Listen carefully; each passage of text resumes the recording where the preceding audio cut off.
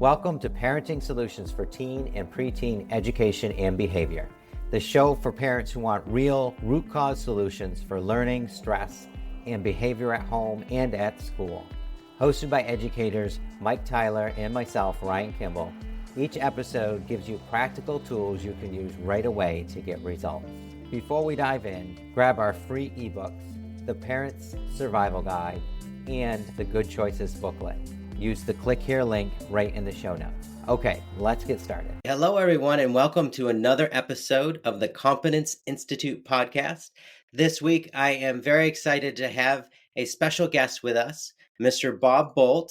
He has been a business person for a long time, very successful in life, and has used study technology extensively, as well as the way to happiness. We're going to talk about that today and see what he has to say and tell us about that. Hi, Bob.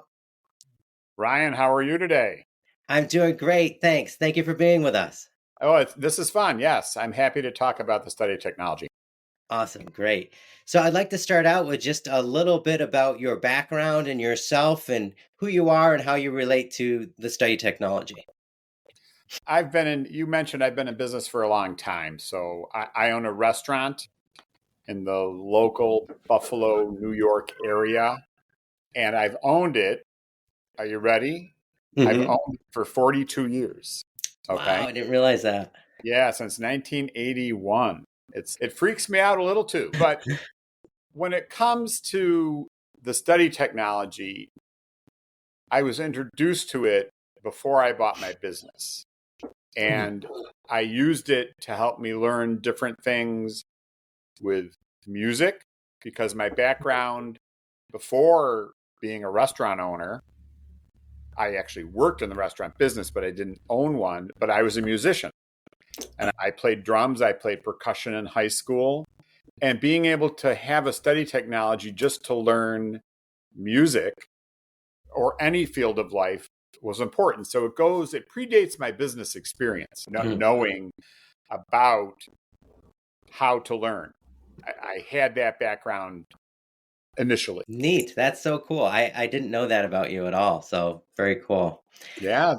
Just curious, you were into music and you said you used the study technology a bit for that. What did you use it for more specifically?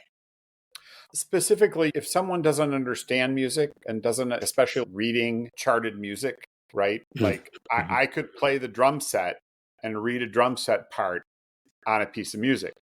Now, where study technology comes in is if you don't, we're getting into the nitty gritty, but if you don't understand all those little symbols and things that are on a staff of music, first of all, what the lines mean, what these symbols on the end mean, there's symbols galore in music. And just if you don't understand a word, you don't understand a word. It's easy. There's a word, I don't know what that means.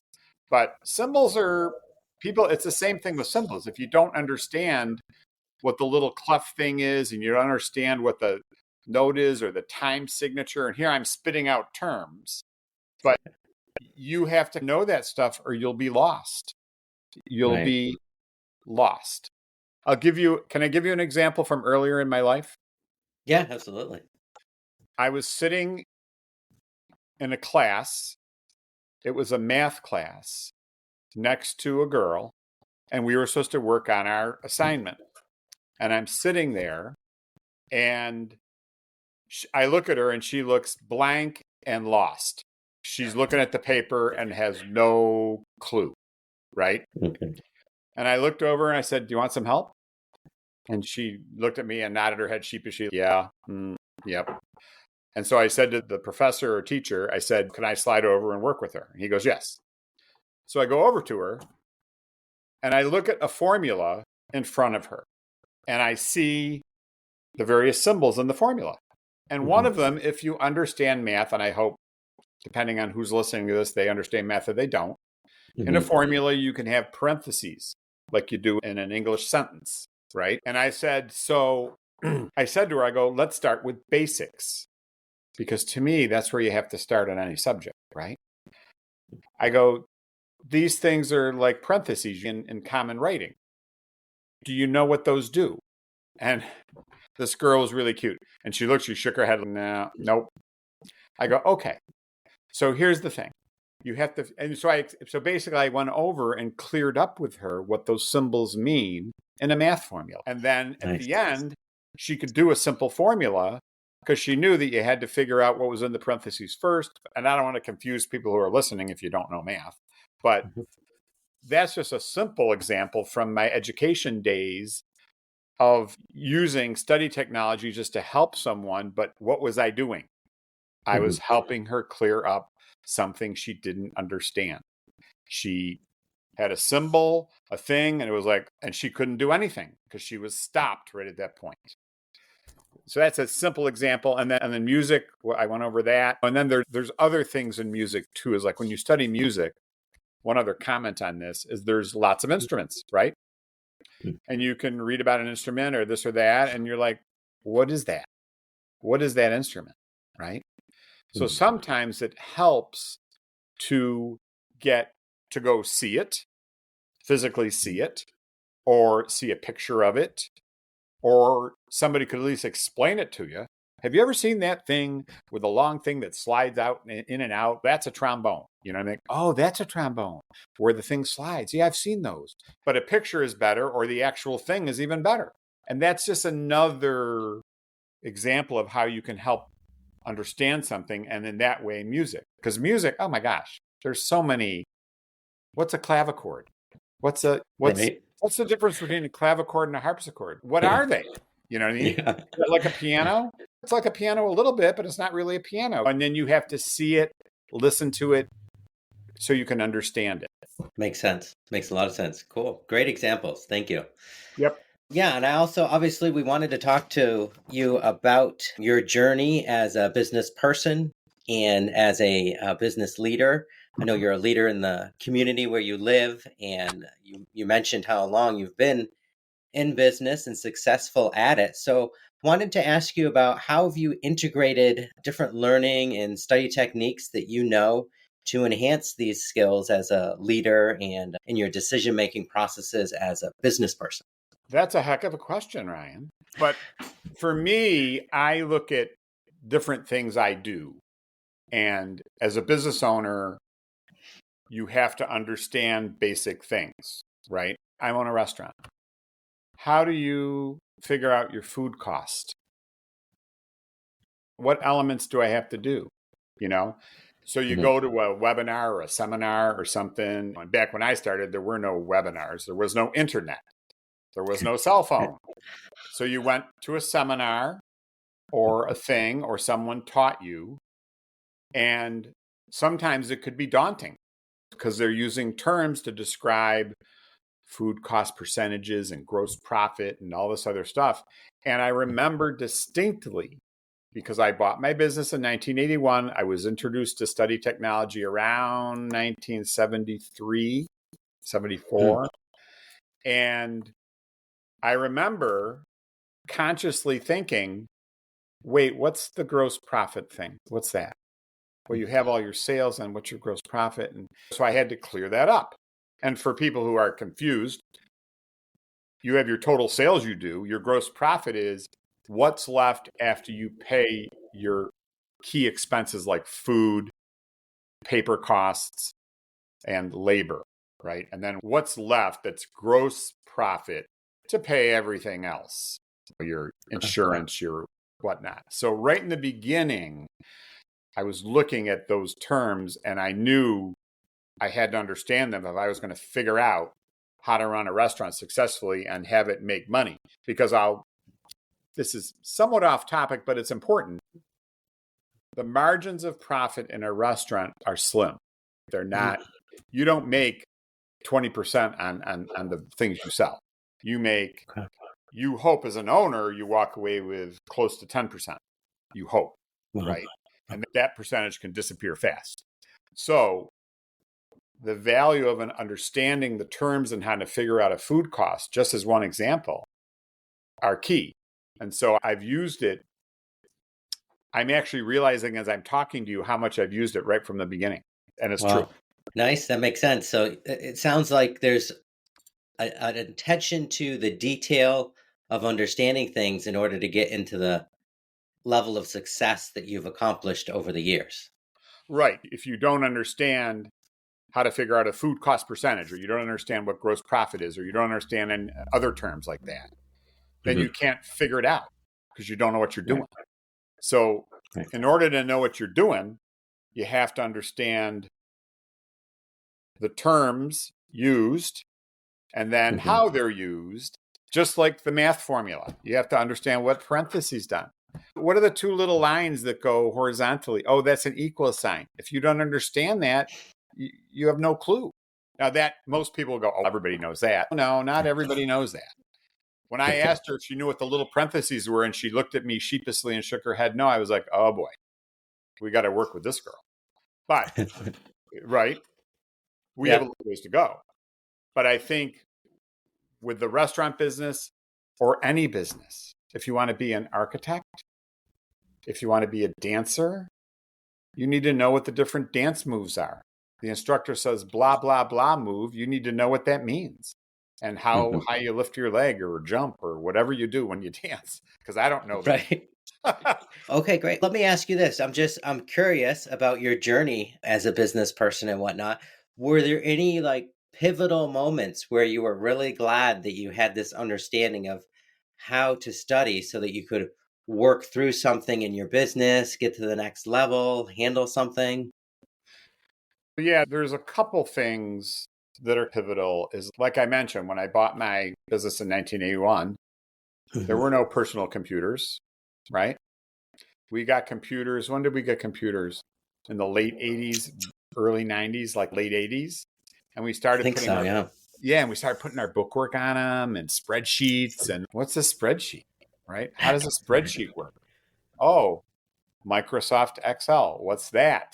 So I'll never forget when I got my first computers, I took them out of the box. They were an IBM, not from IBM, but an IBM type computer, right? A desktop regular computer, not a, I think Apple was just in schools at that point. But I remember there was a little booklet that came with it. And it was super simple. So I sat down with my computer and I opened the little booklet and it said, this is your floppy drive. And it had a little bird with an arm pointing to the thing. And I looked, I go, that's that. Oh, that's the floppy drive. Okay. And then I kept going through it and I taught myself. So I don't talk too long in your podcast here. I evolved and taught myself how a computer worked. And I taught myself how to use, for instance, Microsoft Excel and basic simple things. And I went to a few seminars and learned, oh, if you right click your mouse, you can do this and that. Like the guy was really good. If you learn one thing today, learn right click. And I didn't know about right clicking. What's that other button on the mouse for? Right? That's an example. And then I even took it up to complicated things where I was doing projections and sales scenarios. There's a thing called Scenario Manager where you can have a whole spreadsheet for your restaurant with different sales and stuff and plug in this sales level, what will this do? That sales level, what will that do? If you change the food cost, what will that do? And it ran the whole thing and I learned how to do that. And it's simple, but it's not, if you first look at it, it's like, oh my heavens. Can I give you one more on that area? Yeah, absolutely. The one other thing is, and this is more recent, the world, advertising, media, a lot of it has just gone digital, right? We're on digital devices talking to each other right now. I'm in my home in the Buffalo area, you're in your home and in central New York or wherever you are, and and we're in our spots, right? But along with that has come what everybody knows, Facebook. Okay, you can advertise on Facebook. They make it very simple in certain ways. You can post a little thing for your restaurant and you can boost that post. That's easy peasy. And you can learn how to do that pretty fast. But then there's something called Facebook Ads Manager. Oh, so I said, I want to learn that because I know how to insert pictures and things and do graphics. And my wife is a graphic design artist, which is great. So if you're in a business, marry a graphic design artist, and that will help you wonderfully, right? Nice. Yeah. But Facebook Ads Manager is a fabulous example because if you don't know how to use it and you go in and you have a business page and you click on getting into Facebook Ads Manager, you will see stuff. It'll be like, what is this? It's just, I don't know what I'm doing. There's all these different levels and things you can do. And it's like a bit crazy. And what I found, and maybe you know what I'm talking about, is if you hit something you don't understand and you really don't understand it, sometimes you just want to give up. It's, I don't get it. Or you feel stupid. You feel like you're stupid, right? Sure. And you want to give up. That happened to me. I tried to get into Facebook Ads Manager. I went, oh no. And I walked away from it. And it was like a week or two later. I came back, tried again. So I did what a lot of people do.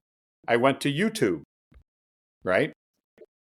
So I watched a YouTube video and the guy goes through, and what does he do? He tells you, this is this part. This is what this does.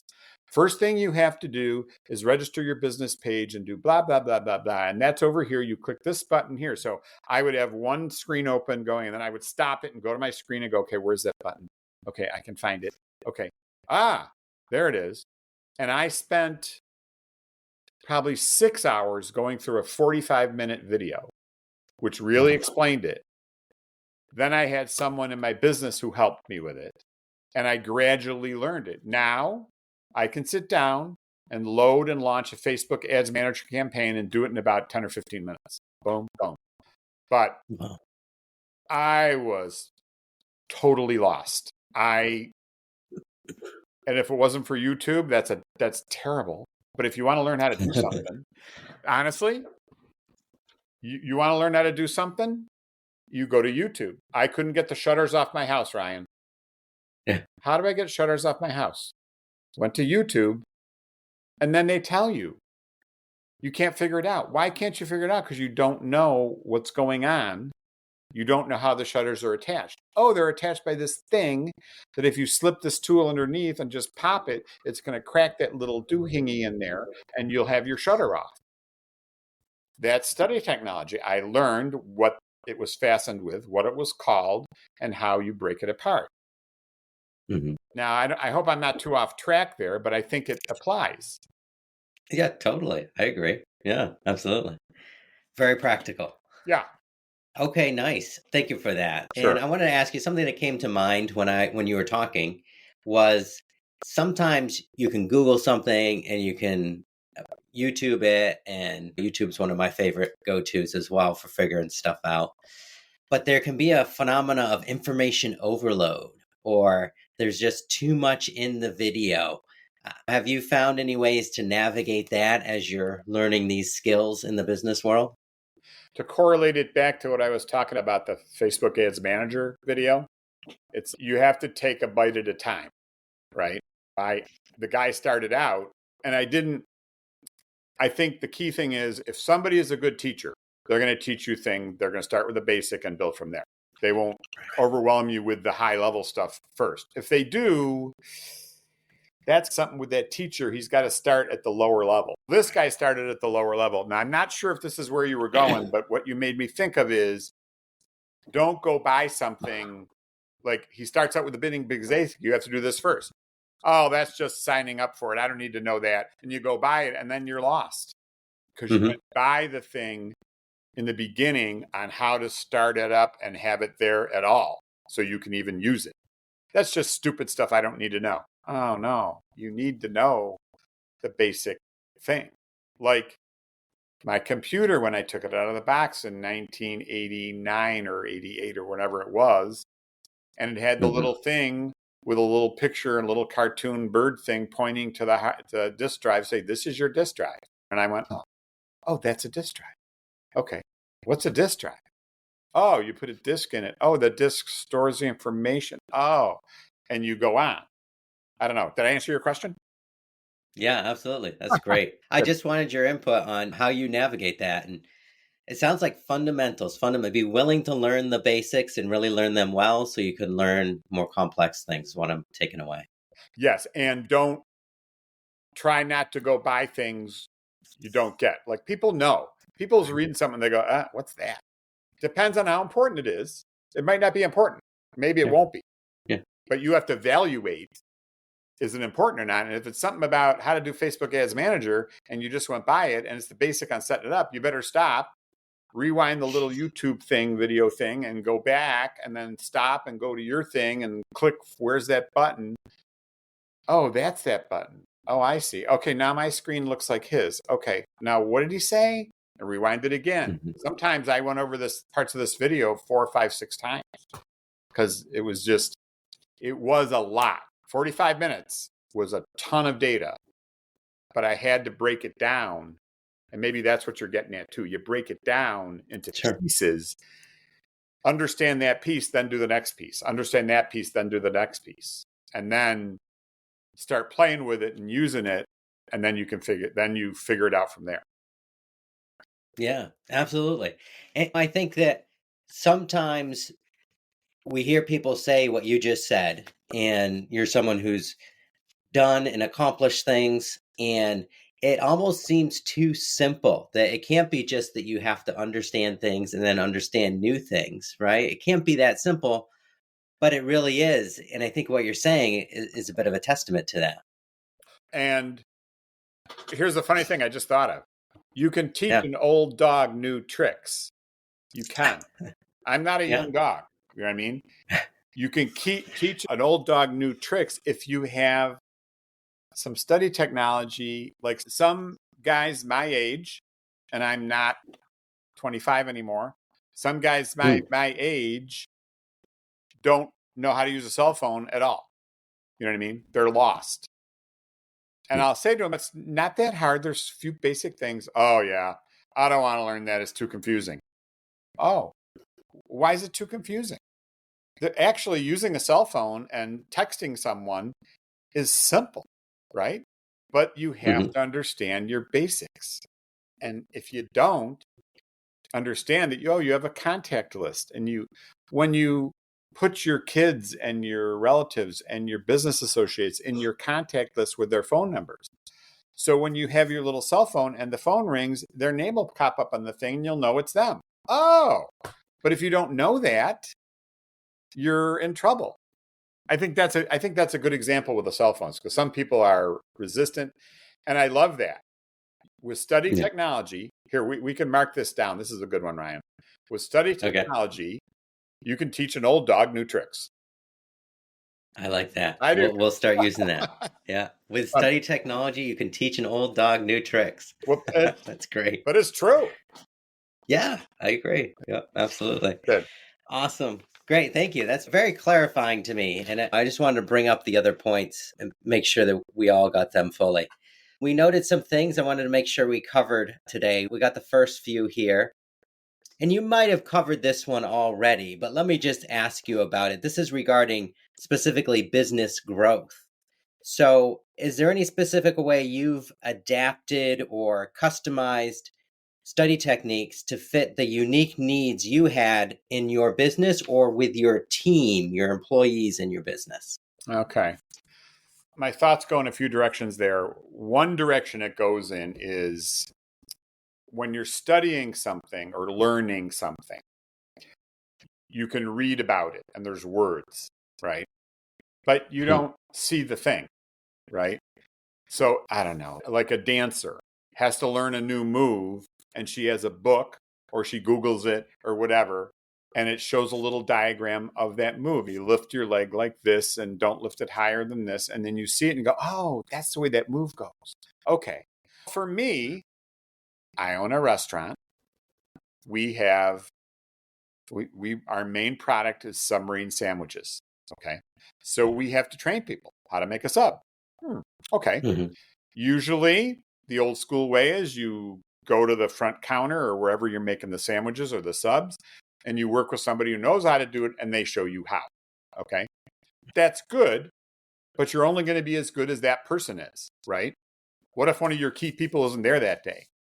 how much lettuce do we put on? What's too light? What's too much? What we started doing, and again, digital world, we have an app.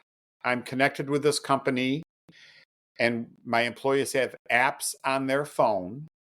And myself and one of my key managers made subs, and I videoed it. And then we show them the cheese goes on like this, then you put the lettuce on. Now, the way you can do the lettuce is you get it in your hands and you do this certain way and you put it on, you stretch it out, and this is how much you should have. It looks like this is what it looks like.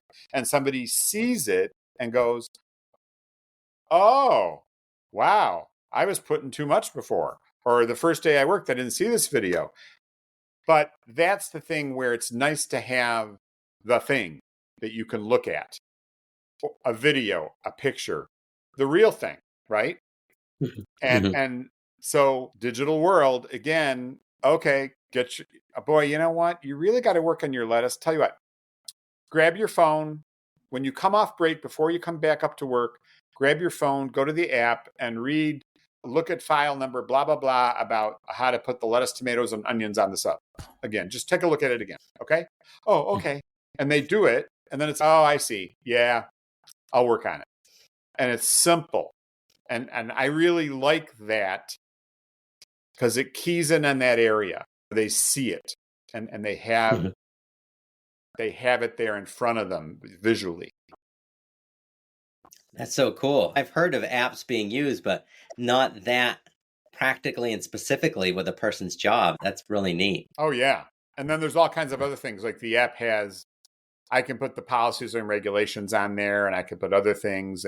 But the training videos, to me, are the real reason we have it. How do you stretch a pizza? Pizza is live dough. And unless you have somebody who's really good at it, you could be in trouble. And even somebody who watches the video a few times has to practice with it. But if they see the video, this is what to do, this is what not to do. Watch it a few times, you get the idea. Yeah, so the app is great. It's great. Nice.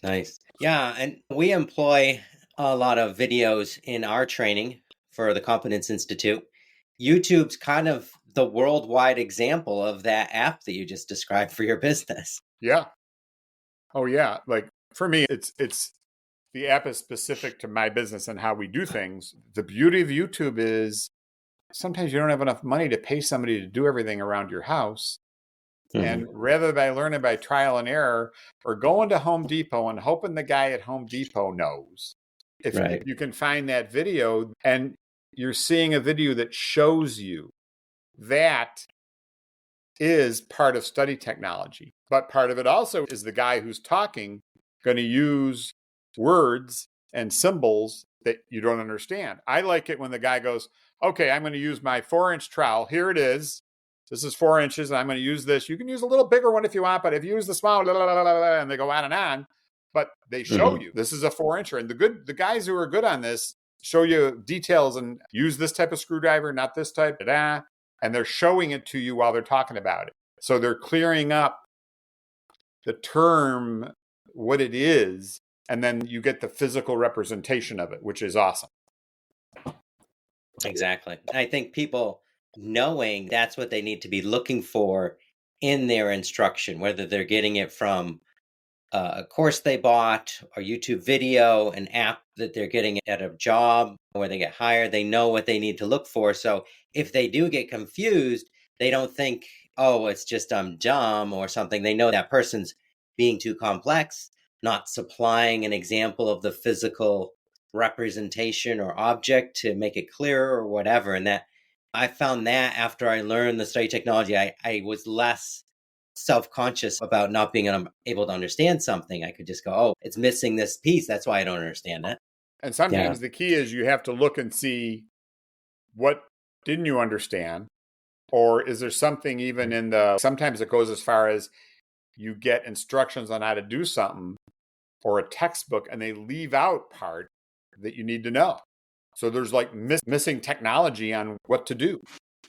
And sometimes you have to be bright enough to realize, wait a minute, he didn't cover how do you scrape that part of the ceiling before you're going to paint He didn't talk about it. He just said scrape it. Oh, okay. Oh, maybe I should watch another video on how do you scrape a ceiling. But having all the technology there is important too. You can have missing pieces. Makes sense. Yeah. Yeah, absolutely. Okay, great. I think there was another point here that I wanted to cover as well. Okay, so this is more about how this applies to life, lifelong learning philosophy viewpoint. So, how do you incorporate this philosophy of lifelong learning and self-improvement, etc., into your business model? And what advice would you give other entrepreneurs in this regard? Yeah, this is a good point to maybe wrap up a little bit on here. We Okay. talked about a lot of it, right? So I'm looking for ways to make things simpler for my employees to understand, right?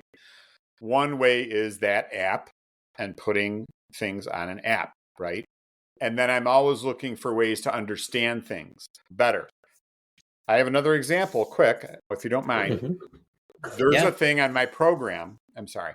I have a part of the program for my software that runs my store is an inventory module. Oh, what's that? What that does is you can tell it how much ham goes in each sub that has ham on it. And then at the end of the week, you can run numbers and it'll tell you how much ham you should have used. Okay.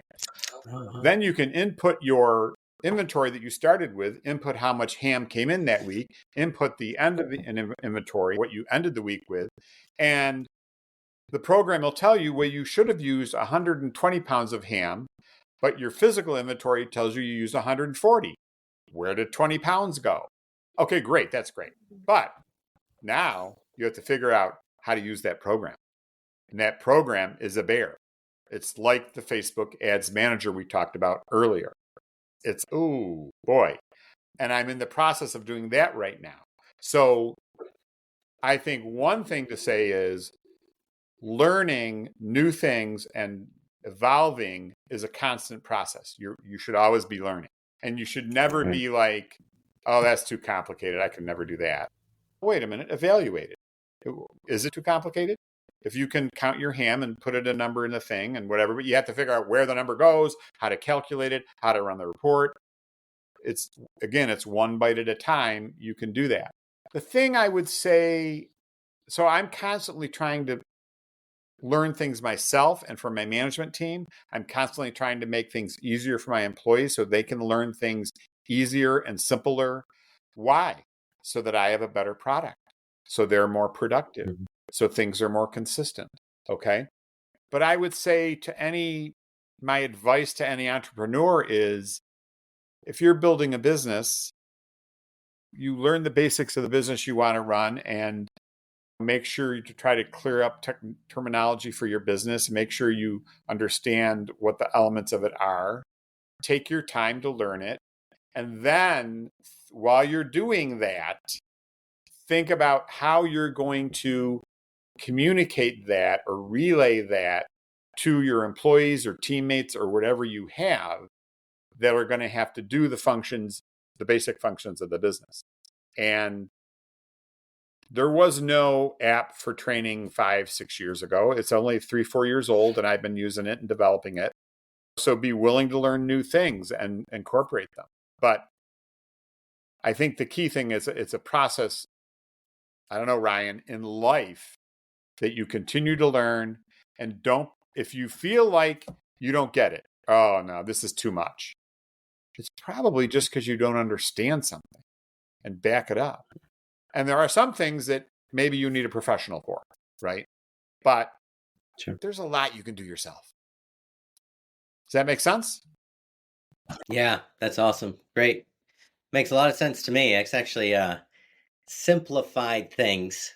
Whenever you talk to somebody about how they use a piece of technology and how they've made it and been successful with it, it just helps simplify things in your own world, so to speak. Right. Yeah, totally makes sense. And as a parting comment here, I would say if you, through your endeavors here, you have tools for learning, study, etc., I would advise people to take advantage of it because it's not, you know what? They're very simple, but simple is powerful. They're very simple, but they're very powerful, and dive into it and it'll be time well spent if you learn them. Thank you so much, Bob. That's really good stuff. I appreciate you taking the time today. And we'll probably have you back on, if you don't mind, in the future to talk about some other tools and whatnot you've used to be successful as a businessman. Sure, I'd be happy to do it. Awesome. Thanks for listening to Parenting Solutions for Teen and Preteen Education and Behavior today. If today's episode helped you or resonated with you, please share it with a parent who needs to hear it. And don't forget, you can download our free ebooks, The Parent's Survival Guide and the Good Choices booklet. Just use the click here link in the show notes. We'll see you in the next episode.